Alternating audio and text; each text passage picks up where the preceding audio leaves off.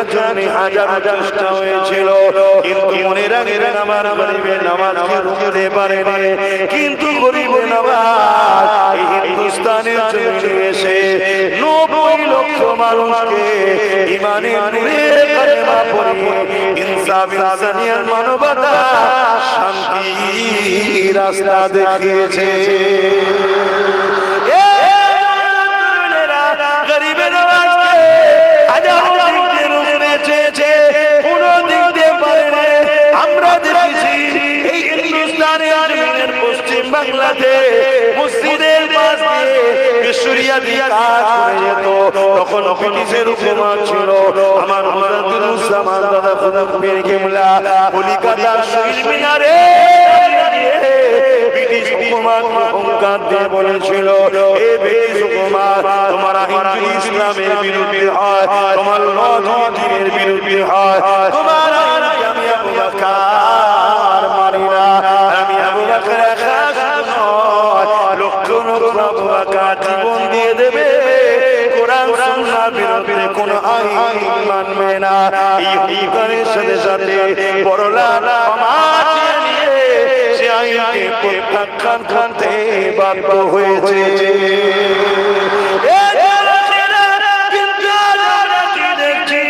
আমাদের উপরে একটার পর একটা ইসলাম বিরোধী আইন চাপাচ্ছে, একটার পর একটা শরিয়াত আইন চাপাচ্ছে, একটার পর একটা আমাদের মিটাবার জন্য ব্যবস্থা করছে।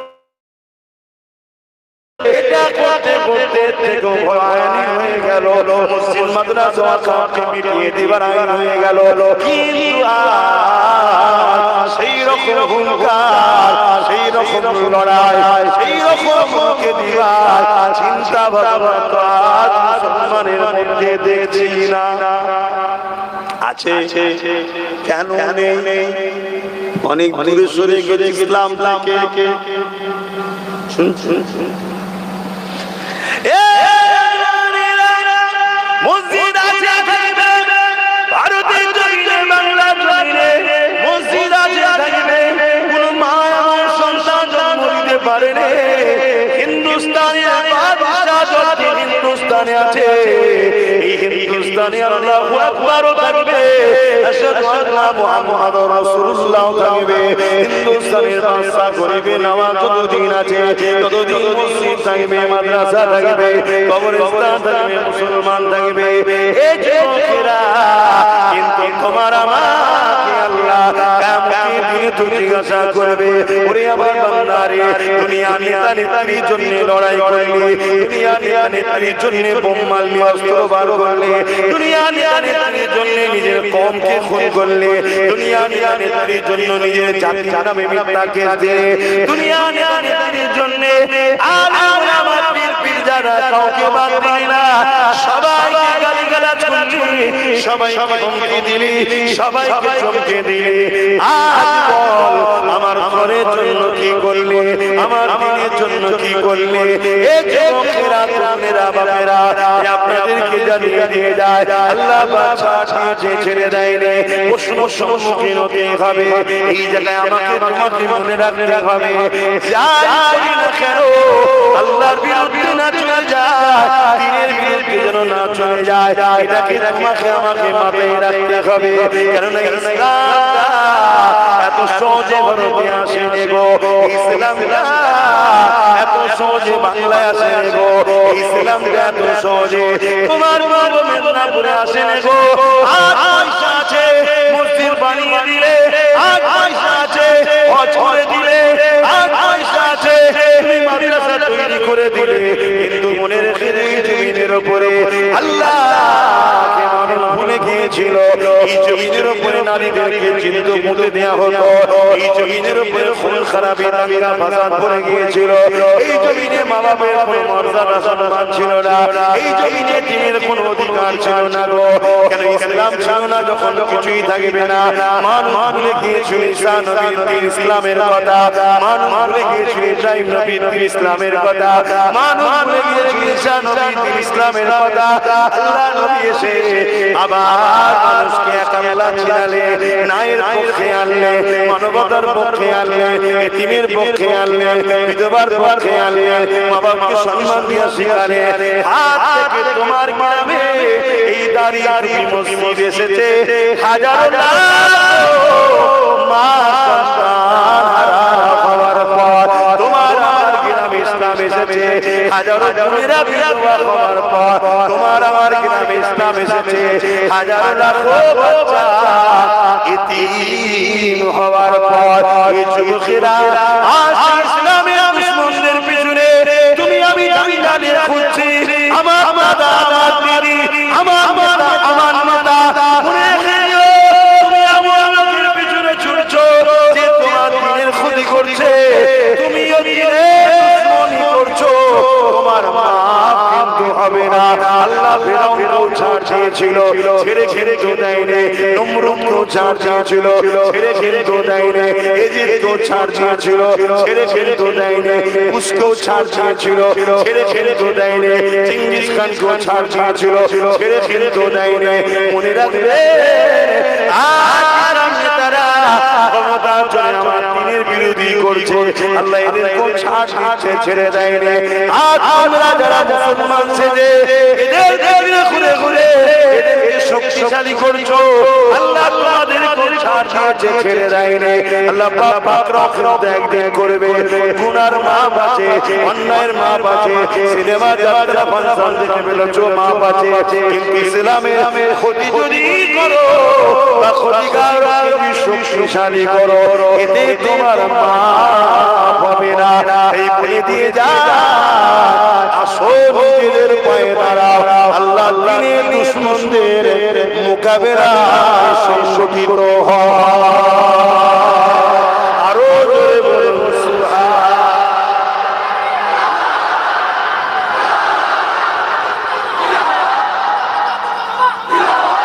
ভাইরা আল্লাহ দ্বীনের দুশমন যারা যারা বিরুদ্ধে সংগঠিত হওয়া দরকার। আমার লড়াই হিন্দুদের বিরুদ্ধে নয়, আমার লড়াই খ্রিস্টানের বিরুদ্ধে নয়, আমার লড়াই আদিবাসী দলিতদের বিরুদ্ধে লড়াই নয়, আমার লড়াই সেই ব্যক্তির বিরুদ্ধে যারা ইসলামের বিরুদ্ধে, ইসলাম মানে না সেটা তার ব্যাপার, আল্লাহর জবাব। শুনছেন? কিন্তু মেনেও ইসলামের ক্ষতি করে ভেতরে ভেতরে, তার বিরুদ্ধে লড়াই, আর তুই মানিস না তোর ব্যাপার, কিন্তু তুই আমার বিরোধী করবি, তার বিরুদ্ধে লড়তে। ঠিক না বেটি? এক কথায় বলতে পারি আমাদের মূল শত্রু হলো কেন্দ্রে বসে আছে বিজেপি সরকার, তার বিরুদ্ধে লড়াই। ঠিক না বেটি? অতএব এই লড়াই যারা আমাদের পাশে থাকবে তারা আমাদের বন্ধু, আর যারা আমাদের পাশে না থেকে বলবে তুমি চলে যাও, তারা আমাদের এটাও কিন্তু মাথায় রাখা, তারাও কথা মাথায় এসেছে। লড়াই আমাদের করতে হবে, এটা আল্লাহ পরীক্ষা হয়েছে। তুমি এসার ছুটছো, মানা করবো না, মানা করবো না। তুমি কাগজ ঠিক করে নাই, আরো 10 বছর বেঁচে যাবে, আল্লাহ যখন তোমার জানটা কবজ করবে, ঈমানটা ঠিক থাকবে না। ওই ব্যক্তির ঈমান থাকতে পারে না যে ইসলামের দুশমন হয়। সে মুসলিম ঘরে জন্মতে পারে, নিজের আর ইসলামের ক্ষতি এক, ইসলামের যে ক্ষতি করে সে ইসলাম থেকে বেরিয়ে কথা বুঝে আসছে। তাহলে আজ যারা মাদ্রাসাকে মিটাতে চাইছে, এদের বিরুদ্ধে লড়াই হয়ে গেছে, এদের বিরুদ্ধে আলোচনা বন্ধ হয়ে গেছে, আর চর্চা নাই। কথা আমার তো মনে হয় এই এসআইআর করার পিছনে ওয়াকফকে ভোলাবার একটা পরিকল্পনা থাকতে পারে। কেন ওয়াকফের কথার আলোচনা কত আমি এতটুকু বলতে পারি, তোমরা সবাই ভালো, নরেন্দ্র মোদী হোক আর অমিত শাহ হোক, আর তোমাদের মেদিনীপুরে নতুন করে যে তার খেয়েছে এখন কমনওয়েলথ হয়েছে, এ হোক তোমাদেরকে এদের অধিকার কে দিল যে ভারতীয় নয়করণ করা? শুনছেন না? যে ভোটার কার্ডে তুমি ভোট দিবে, যে ভোটার কার্ডে এতদিন তুমি লাইনে দাঁড়ালে, যদি ভোটার কার্ডটা না হয় নির্বাচন কমিশন কথা বুঝা এগুলো আমার মনে হয় একটা আতঙ্ক ছড়িয়ে দিয়ে ভয় দেখিয়ে, হ্যাঁ হয়তো কিছু মানুষকে ফাঁসাবে, এটা মানুষের পক্ষে নয়, অস্বীকার করা যাবে না, কিন্তু মূলত আমার মনে হয় যে ওয়াকফ আন্দোলনটাকে ভোলাতে চাইছে। কেন ওয়াকফে এমন বড় একটা ইস্যু, ওয়াকফ যদি চলে যায় আমাদের ইসলামের কষ্ট চলে। আমি কি বলছি আমার সাথে একমত হতে পারছেন কি? একটু হাঁকি না বলুন, কেন আমি ছোটখাটো মানুষ, আমার থেকে অনেক বড় বড় মানুষ আছে, ভিআইপি মানুষ কথা বুঝে আসছে, যারা বড় বড় মাইকে ভাষণ দেয়, আবার দেখা যায় ইসলামের দুশমনদের সঙ্গে একসাথে বসে মুখে মুখ রেখে কথাও এমনও বড় আছে না? घर में आग लगी है घर की चारा, घर में आग लगी है घर की चारा, যে বাতি জ্বালিয়ে ছিল ওই বাতি ঘরে আগুন ধরে গেছে। তা আমাদের ঘরে ঘরে অতএব সেই মুনাফিক ছিল, আর মুনাফিক ছিল বড় কঠিন ব্যাপার। কেননা মুনাফিকদের চিনতে বড় বড় কষ্ট। আমি দুটো ব্যক্তির নাম বলছি, একজনের নাম আব্দুল ইবনুবা, আর একজনের নাম আবু বকর সিদ্দিক।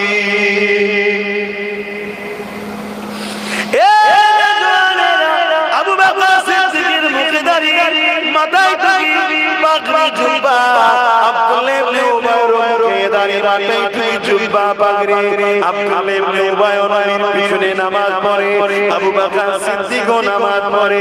আব্দুল ইবনুবা নবীর কাতারে দাঁড়িয়ে জিহাদের ময়দানে যায়, আবু বকর সিদ্দিকও যায়। আবু বকর সিদ্দিক নবীর সঙ্গে হজে যায়, আব্দুল ইবনুবা নবীর সঙ্গে হজে যায়। আবু বকর সিদ্দিক দিনের জন্য মাল খরচ করে, আব্দুল ইবনুবা দিনের জন্য মাল খরচ করে। আবু বকর সিদ্দিক রোজা রাখে, আব্দুল ইবনুবা রোজা রাখে। আবু বকর সিদ্দিক নবীর মজলিসে বসে কোরআন শুনে, কালামুল্লাহ শুনে, আব্দুল ইবনুবা বসে শুনে। এই যুবকেরা কিন্তু কোরআন ঘোষিত আব্দুল ইবনুবা জাহান্নামী, আর আমার আবু বকর দুনিয়া থেকে জান্নাতে সার্টিফিকেট পেয়েছে। দুজনের মাথায় দুই পাগড়ি, দুজনাই নবীর পিছনে নামাজ পড়েছে, দুজনাই নবীর সঙ্গে হজ করেছে, দুজনাই নবীর সাথে গেছে, দুজনাই রোজা রেখেছে, দুজনাই নবীর নবমীতে বসে নবীর আলোচনা শুনেছে। একজন জান্নাতে যাচ্ছে আর আরেকজন জান্নাতে সার্টিফিকেট দুনিয়া থেকে পাচ্ছে। এর কারণ কি? আবু বকর সিদ্দিক বলতে লাগলো, এ দুনিয়ার মানুষরা আব্দুল ইবনুবা আছে, আমি আবু বকর তাই আছে, ওর নামাজ আছে আমারও আছে, ওর দাড়ি আছে আমারও আছে, ওর জুব্বা পাগড়ি আমারও আছে, ও হজ করেছে আমিও করেছি, ও নবীর হাতে আছে আমিও দিয়েছি, ও নবীর সাথে যায় আমিও যাই, ও এমন করে রোজা রাখে আমিও রাখি। কিন্তু ওর মধ্যে যা আমার মধ্যে তাই আছে, কিন্তু আমার মধ্যে যা আছে ওর মধ্যে তাই না। হে আবু বকর, কি আপনার মধ্যে আছে ওর মধ্যে না? হযরত আবু বকর বলে, আমার মধ্যে আল্লাহ প্রেম ও নবীর প্রেম আদর অন্তরে রয়েছে, যেটা ওর মধ্যে না। এই জন্য আমি জান্নাতি। মনে রাখবেন না জান আয়েশা সিদ্দিকা রাদিয়াল্লাহু তাআলা আনহা হুজুরের বিরুদ্ধে বাজারে সব থেকে মিথ্যা প্রচার বেশি করেছিল তার নাম আব্দুল্লাহ ইবনে উবাই। এই মুনাফিক হওয়ার জন্য জাহান্নামী। আর আবু বকর সিদ্দিক দিল থেকে আল্লাহ ও নবীকে মেনে নেওয়ার জান্নাতি। এরকম মুনাফিক আমাদের মধ্যে আছে না? অনেক নমুনা আছে, তার মধ্যে ছোট্ট নমুনা বলবো। দুনিয়ায় আল্লাহ থেকে পাওয়ার দিয়েছে। সে দুনিয়ার বেঈমান নেতার জন্য লড়াই করে, কেস কামারি করে। আর যখন হাট করার মাতাল পায়ে পায়ে ফুটা বললো ইসলামে নাকি করা পাপ, তার বিরুদ্ধে মামলা করে না। এই রকম মুসলমান যদি থাকে জানতে হবে এই হলো মুনাফিক। এই কথা দুনিয়ায় কেউ যদি তার নেতার বিরুদ্ধে কথা বলে, তার বিরুদ্ধে মামলা করে তাকে ছেড়ে দেয়। আর যখন কেউ বললো কোরআন শেষ হয়ে যাবে, আমার উন্নতি শেষ হবে না, অথচ তারা যে পাওয়ার আছে সে পাওয়ারকে প্রয়োগ করছে না, জানতে হবে হলো মাথায় থাকে না। বা এরকম কেউ কথা বলে তাকে ছেড়ে আসতে পারে না, তারা কি মুনাফিক। এই সমাজকে আজকে ভরে গেছে। এরা শুধুমাত্র মুসলমান সেজে আছে আমাদের কন্ট্রোল করার জন্য। এরা কবে ইসলাম ছেড়ে বেরিয়ে চলে গেছে। আর তাদের খপ্পরে পড়ে আমাদের ছেলেদের কর্ম উপরন্তু কেস কামারিতে ভর্তি। কথা বুঝা? আর এত বিপদে পড়ে গেছি আমরা, আজকে আমার দিনের উপরে আঘাত হচ্ছে, আমরা উঠে দাঁড়াবার ক্ষমতা পাচ্ছি না। কেন? ডায়েও কেউ নেই, বায়েও কেউ নেই, সামনেও কেউ নাই, পিছনে কেউ নাই, সব আমাদের এগো কথা খারাপ। আমাদের জজ আছে, আইএস বলেন আছে।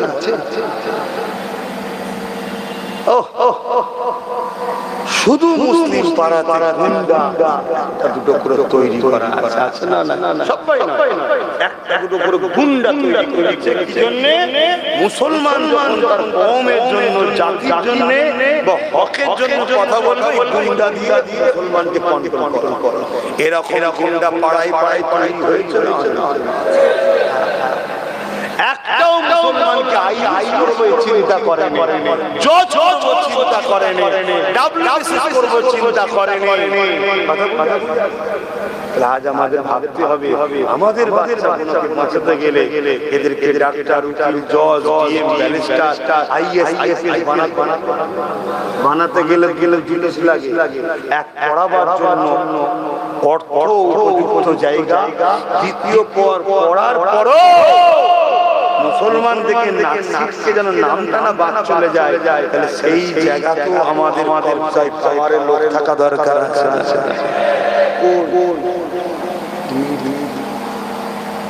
আব্বাস সিদ্দিকী ভাবাচ্ছে, আর এই ভাবাচ্ছে বলেই ৭৯ বছর ধরে যারা তোমাদেরকে গোলাম বানিয়ে খাচ্ছে, তাদের বড় রাগ আছে আমার। তারা আমার আগে পাখি করে দিয়েছে, এখান থেকে না, এখান থেকে হ্যাঁ, এখান থেকে বলো, এখান থেকে দেখো, তুলে সব সেটিং করে সমাজে মিথ্যা প্রোপাগান্ডা ছড়াচ্ছে, যাতে মুসলিম মান নজরে আমি খারাপ হয়ে যায়, যাতে আমার কথায় সমাজ না শুনে। এ সমাজ যদি না শুনে আরো ৭৯ বছর তোমাদেরকে গোলাম বানিয়ে রাখতে সুবিধা হবে না। আর যদি শুনে ফেলে,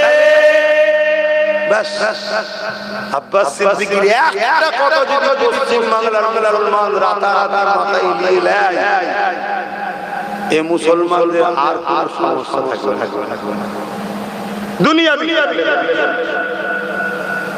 আর ধর্মীয় খেয়ালে সমস্ত নেতাকে বাদ দিয়ে যদি নেতা মুহাম্মদ রাসূলুল্লাহকে লিডার বলে মেনে নেয়, এদের নিয়ে আখিরাতেও কোনো টেনশন নাই। জোরে বলবে সুবহানাল্লাহ। সে এক কথা হলো কি, চেয়ারের একটা পায়া দেয়। কি কথা চেয়ারের একটা এটা আমার কম ভাবা আছে, ভুল করছি। আজকে যদি চেয়ারের একটা পায়া থাকতো তাহলে এই পশ্চিম বাংলায় কমসে কম একটা আইন তৈরি হতো, যে আইনটা কোন বলে তেলে যেতে হয়েছে। কেরলে আইন তৈরি হয়েছে যেখানে ওই ইউনিফর্ম বলে 2025 কালা কানুন সেখানে হবে। কথা বুঝা? তাহলে আমাদেরও যদি একটা পায়া থাকতো তাহলে আমরাও বলতাম এই আইন করো, তাহলে সংসদ থাকবে আর বিচ্ছেদ হয়ে যাবে। আজ আমাদের কবরস্থান নিয়ে, আমাদের খানকা নিয়ে আমাদের ভাবতে হতো আর না এসআইআর ভাবতে হতো। যদি আজ আমাদের একটা পায়া থাকতো তাহলে তো আজকে এসআইআর এর বিরুদ্ধে বিল পাস করা হতো যে এসআইআর আমার রাজ্যে হবে না। শুনছেন না? যদি আজ একটা পায়া থাকতো তাহলে আজকে প্রত্যেকটা জায়গায় আমরা আমাদের বাচ্চাদেরকে রাখতে পারতাম। কিন্তু দুঃখের বিষয়, আজ যদি আমাদের একটা পায়া থাকতো তাহলে ওই যে অর্জুন সিং ইসলামের বিরুদ্ধে বললো, এখন ছেলে আজ যদি আমাদের একটা পায়া থাকতো তাহলে আমার রাজ্য সরকারকে যখন বলেছিল আমাদের আল্লাহ সঙ্গে সঙ্গে উনি প্রতিবাদ করে ক্ষমা শুনছেন না? কিন্তু আমরা বুঝলাম না। আসেন এখনো সময় আছে, পরিবর্তন আসেন, ফিরে যান আলোচনার দিকে। হযরত ওমর ফারুক হুজুরের কথাটা একটু বলেছিলাম, ওই কথাটা একটু বলে নিন।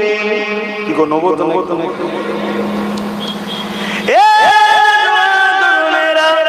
হযরত ওমর ফারুক এক মদিনা নববী শরীফে বসে রয়েছে। এমন সময় একজন এসে হযরত ওমর ফারুককে আমিরুল মুমিনিন খলিফা মুসলিমিন বলে যখন সম্বোধন করে ডাক দিলেন, হযরত ওমর ফারুক বলতে লেগেছে, হে আমার নবী সাহাবারা, হে আমার ভাইরা, শুনে রেখে দাও, আমি ওমর যেটা দেখতে লেগেছো এটা আমি ওমরের কোনো কৃতিত্ব না। আমি যখন ছোট ছিলাম এমন করে আমার আব্বা দুটো দুম্বা আমাকে দিত, চড়াবার জন্য ঘুরে বেড়াতাম। আমি একসাথে দুটো দুম্বাকে এক জায়গায় ধরে রাখতে পারতাম না, দুটো বকরি দুটো পশুকে এক জায়গায় রাখতে পারতাম না। আর আজকে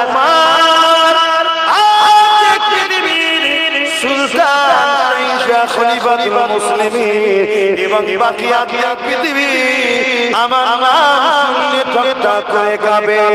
এ দুনিয়ার মানুষেরা, এটা উমারের কোনো কৃতিত্ব নয়, এটা হলো আমের আল্লাহ মুহাম্মদ রাসূলের গোলাম। আরো বলুন সুবহান। এই তোমাদেরকে বলি, দুনিয়াদারি করতে হবে, কারবার করতে হবে, ব্যবসা করতে হবে, সংসার করতে হবে, রাজনীতি করতে হবে, সবটাই করো, কিন্তু মুহাম্মদ রাসূল ছাড়া দ্বিতীয় কাউকে লিডার নয়, দ্বিতীয় কেউ নেতা নয়, দ্বিতীয় কেউ আমাদের জন্য পথ প্রদর্শক নয়। মুহাম্মদ রাসূলের গোলাম নিজেকে বানাও। মুহাম্মদ রাসূলের যদি গোলাম হতে পারো তাহলে মনে রাখবে দুনিয়া তো তুমি শানওয়ালা হবে, তুমি সম্মানিত হবে।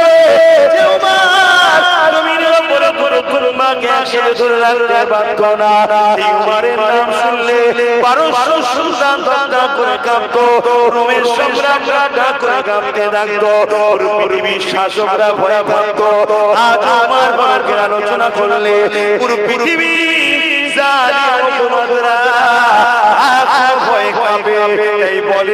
আর কি আলোচনা নাই, উমারের আলোচনা করবে।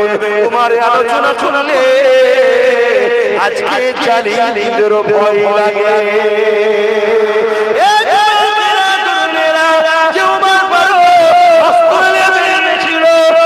আল্লাহ শহীদ করবে বলে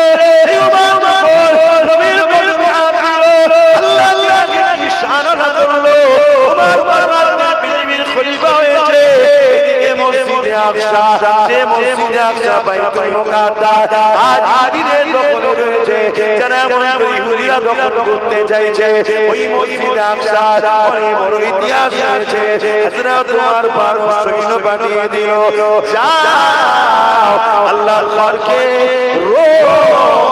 সম্রাট সৈন্যদের হাত থেকে আজাদ করো উদ্ধার করো হযরত ওমর ফারুকের সৈন্য গিয়ে মসজিদে আকসাকে রোম সম্রাটের হাত থেকে উদ্ধার করলো রোমের সৈন্যরা ওমর ফারুকের পাঠানো সৈন্যদের কাছে হেরে যায়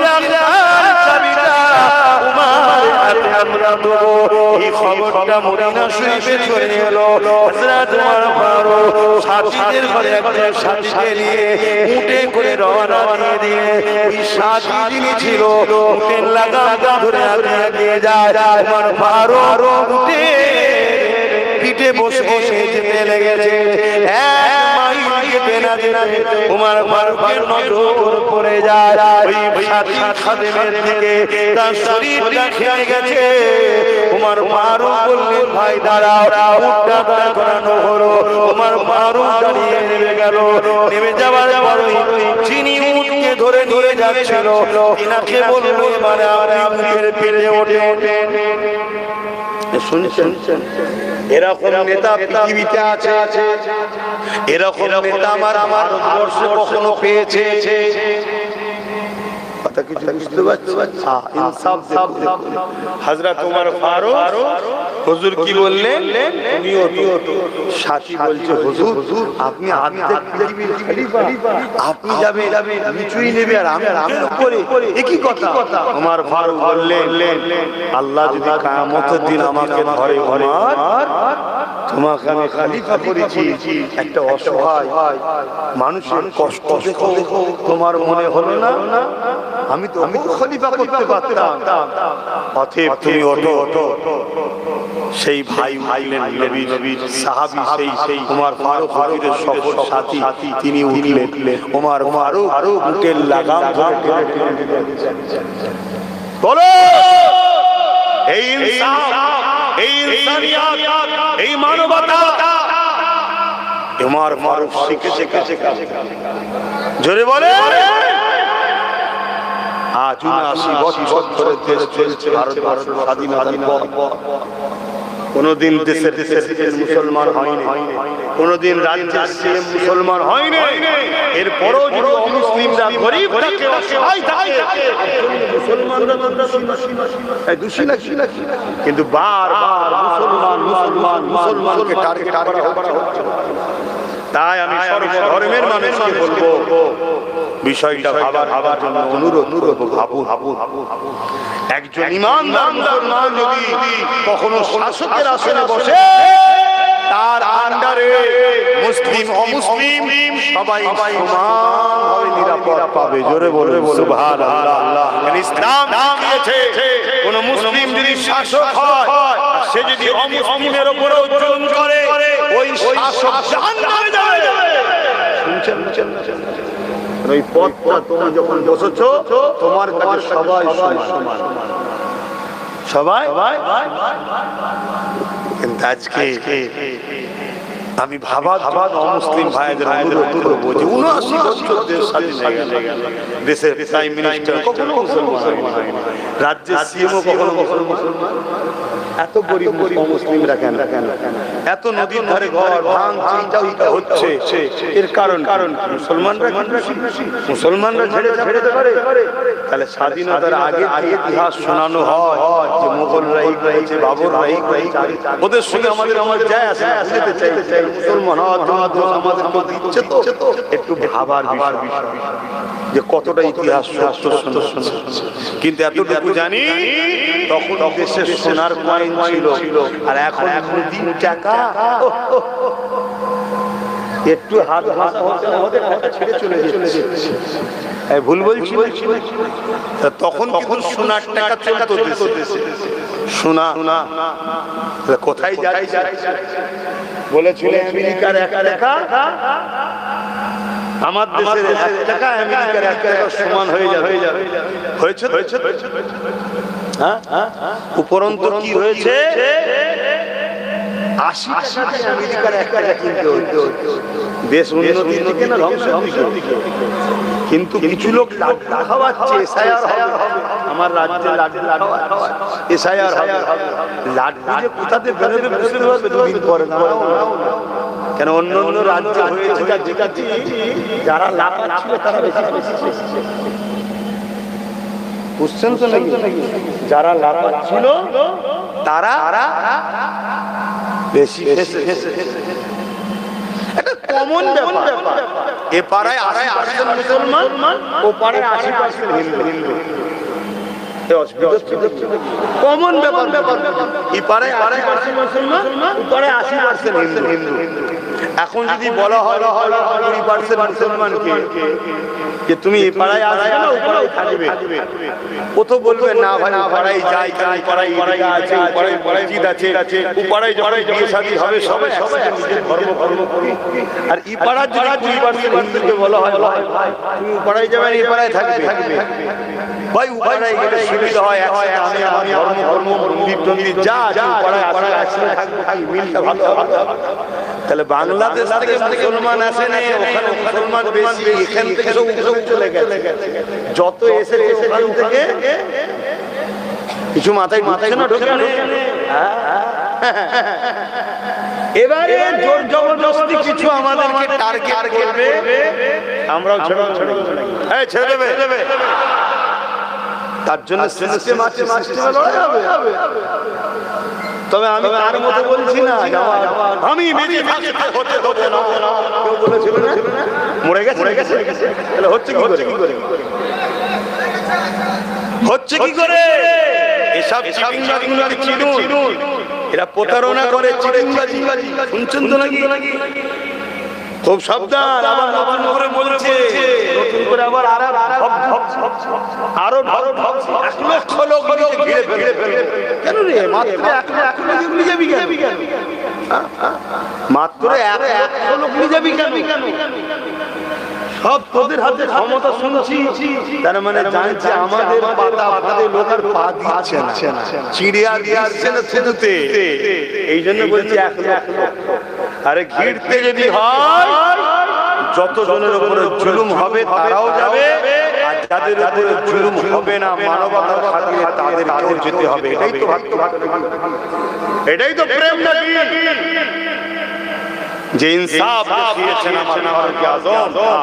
আজকে কি নামাজ আছে তো হ্যাঁ 8টায় আজান। আচ্ছা তাহলে তো সময় আছে, বলি না হযরত ফারুক আযম হুজুরের কথাটা বলি তো হুজুর আবার এক মাইল ওই খাদেম উটের পিঠে যাচ্ছে, হুজুর রশি ধরে নিয়ে যাচ্ছে। আবার এক মাইল পর ওমর ফারুক উটের পিঠে উঠেছে, খাদেম রশি ধরে নিয়ে যাচ্ছে। আগে কোনো গার্ডও নেই, বডিগার্ডও নাই। শুনছেন তো নাকি? আর এখন পাবলিক যদি নাও অসুবিধা নেই। 3000 4000 কত বুঝছেন? আবার তোমাদের জেলা বলছিলাম, বুঝতে পারছেন তো নাকি? হ্যাঁ কদিন আগে রুমাল মাথায় দিয়ে ইফতার খেয়েছে, খুব মজা লেগেছে না? যদি প্রকৃত এসআইআর হয় আগে যাবে। এদের বাড়ি সব নয়, জানেন তো নাকি? অতএব ইরা থাকবে, অন্যজন যাবে।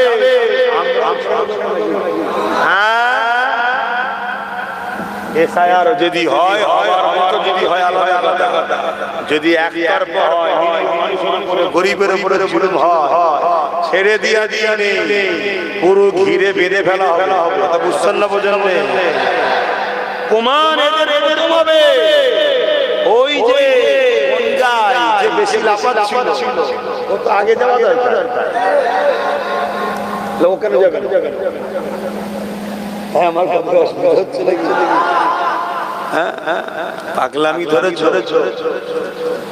শুধু হুকুর পানি আর কিছুটি লাগা কথা বুঝে আসছে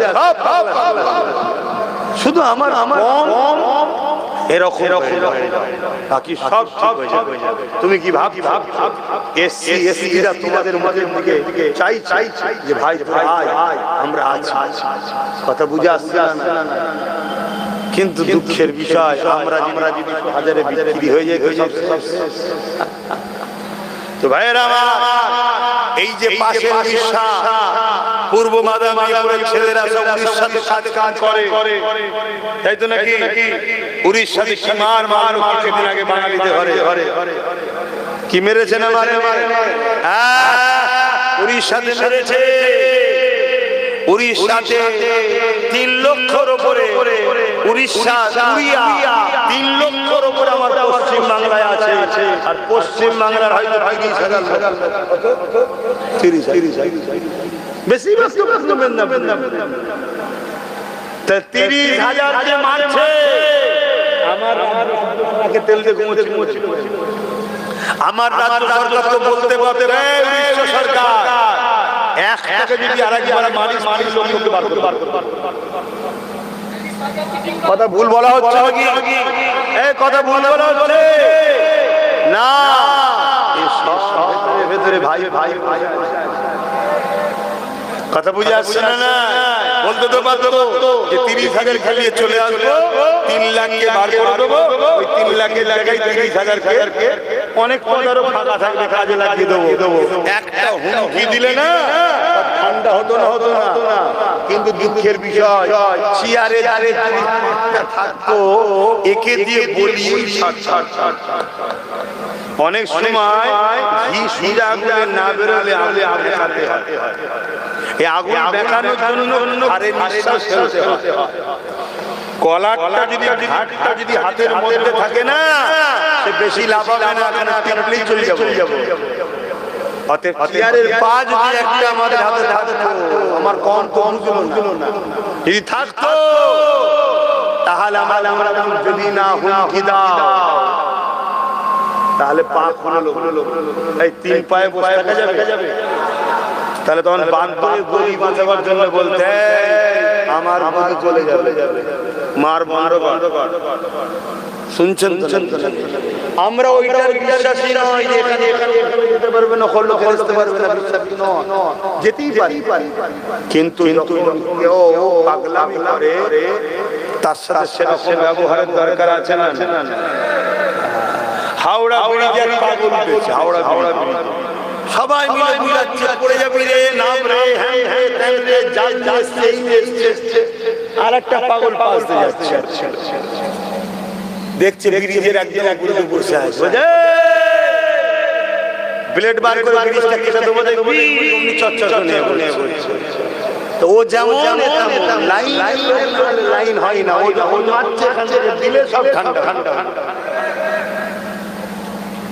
এই কথা কোন মাঝে বুঝতে হচ্ছে নাকি মানুষ প্রেম ইসলাম না ইসলাম মানুষকে প্রেম করা ইসলাম না ইসলাম আমার ভাইয়েরা মার খাবে অন্য জায়গায় সেই ভাইদের পক্ষে দাঁড়ানো ইসলাম না ইসলাম সেটা ইসলামের তাই কথা বুঝে আসছে না কিন্তু মার তো হবে নিজেরা ভুল নিজেরা করবে আসেন হযরত ওমর ফারুক এইভাবে অল্টারনেট করতে যেতে আহা যাকে কিসরা কাইসার রুম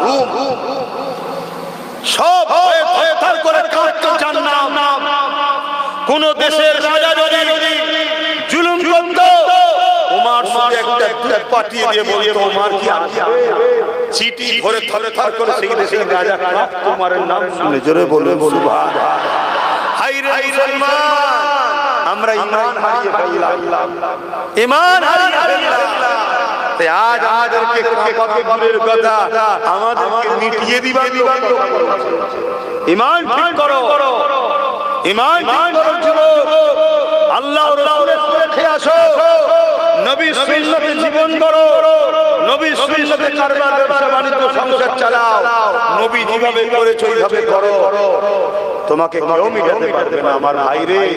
তওবা করো। ওই দুনিয়ার লোভ লালসা, এই দুনিয়ার যাত্রা, এই দুনিয়ার সিনেমা, এই দুনিয়ার খেল তামাশা তোমাকে আল্লাহ রাসূলের থেকে সরিয়ে দিয়েছে, তোমার হুঁশ নাই। অথচ উমর ফারুক একদিন এক রাস্তা দিয়ে যাচ্ছে, এক বুড়ি মহিলাকে দেখে তাকে প্রশ্ন করছে, মা তোমার চোখে পানি পানি হয়েছে মা। তখন ওই মহিলা বলছে, তুমি যাও, আমার সম্বন্ধে তুমি জেনে কি করবে, যাও। হযরত ওমর ফারুক বলছে, মা যদি ইজাজত দেন ভেতরে আসি।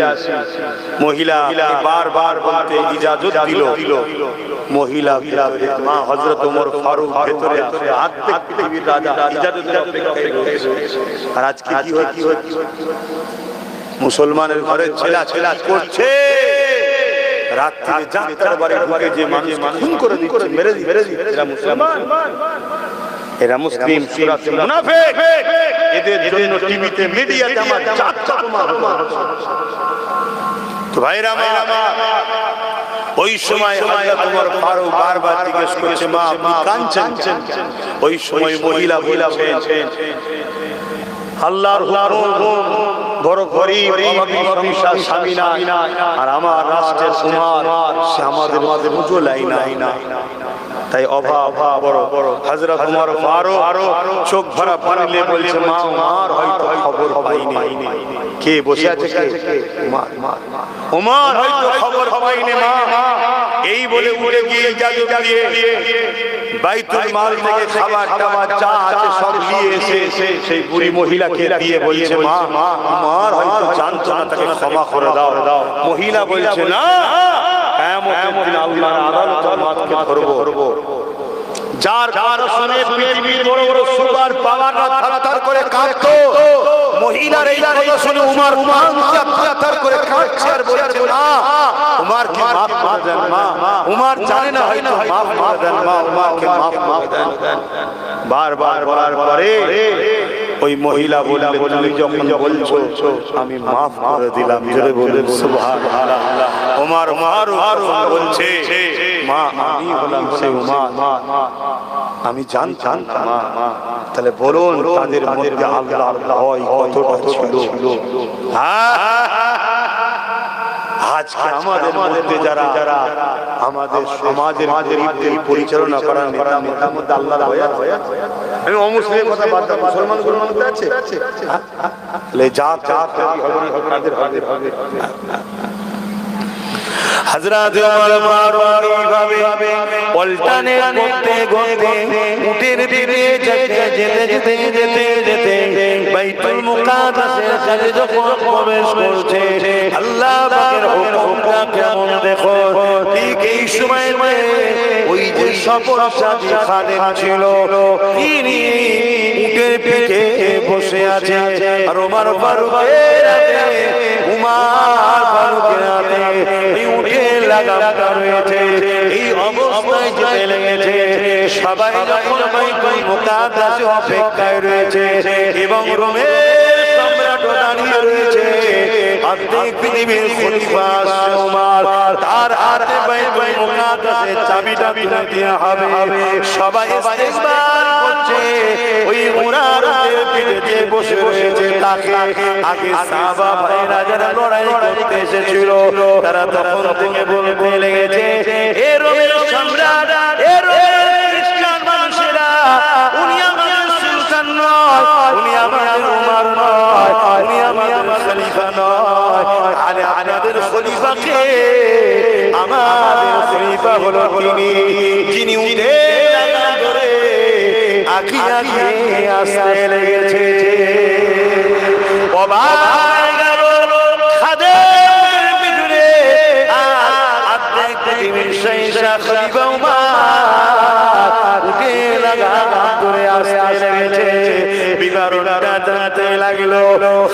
বলতে লেগেছে, আমাদের আল্লাহ নবীর সুন্নাহ অনুযায়ী জীবন কাটায়, আমাদের উম্মত রাসূলুল্লাহর আদর্শে জীবন কাটায়। আমাদের উম্মত কখনো তিনি খলিফা বলে নিজের পাওয়ার প্রকাশ করে না, তিনি নিজেকে কখনো অহংকারী মনে করে না, তিনি সবাইকে সমান নজরে দেখে। এতটা পথ আমি আসবো, হেঁটে হেঁটে উমার এটা মেনে নিতে পারেনি, কারণ আল্লাহ সৃষ্টিকে যে ভালোবাসে আল্লাহ তার উপরে দয়া করে। এই জন্য 1 কিলোমিটার উমার চলেছে, আর আমি রসুলের আগে আছি, আর 1 কিলোমিটার আমি চেপেছি, উমার রসুলের আগে আছে। এই কথাটা শোনার সাথে সাথে বাইতুল মুকাদ্দাসের ওখানে যত খ্রিস্টান দাঁড়িয়ে ছিল সবাই বলে উঠল, এত সারে ওই নেতাকে আমরা নিজেদেরকে ধন্য মনে করব। আমরা কথা দিচ্ছি উমারের বিরুদ্ধে আমরা থাকতে চাই। আরো জোরে বলবো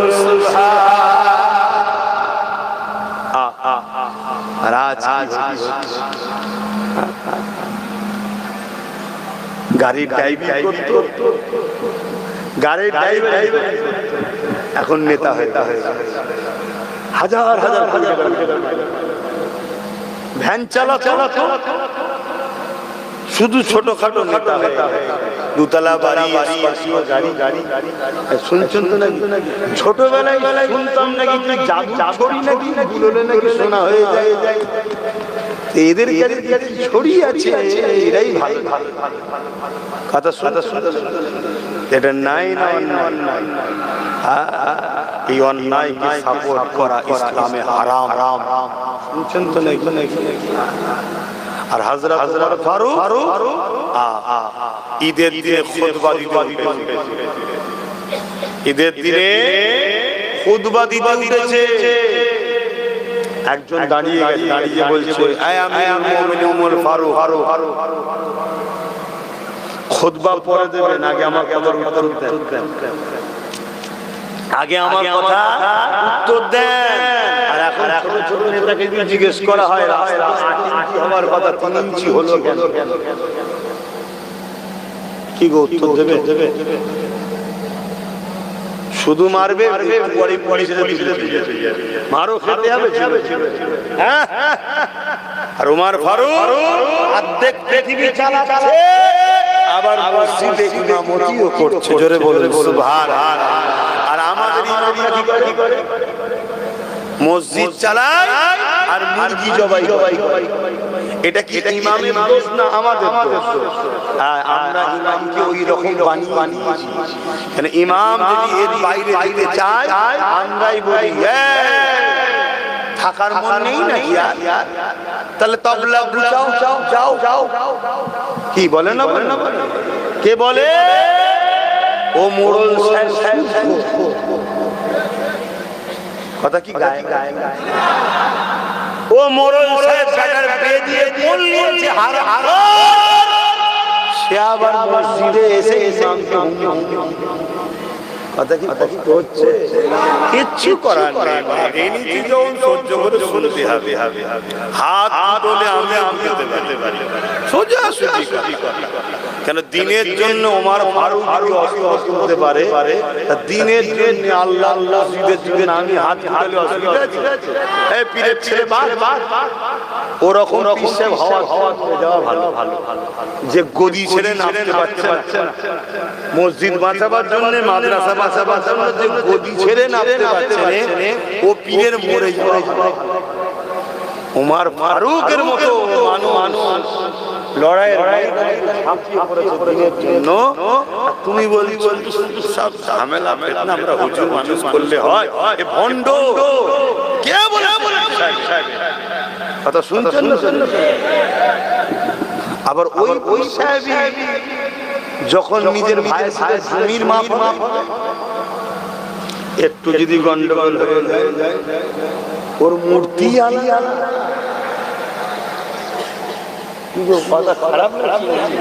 ওর মূর্তি দিনের বেলায় কি বলে? প্রচুর মানুষ ওসব কথা বলা যায়, ওসব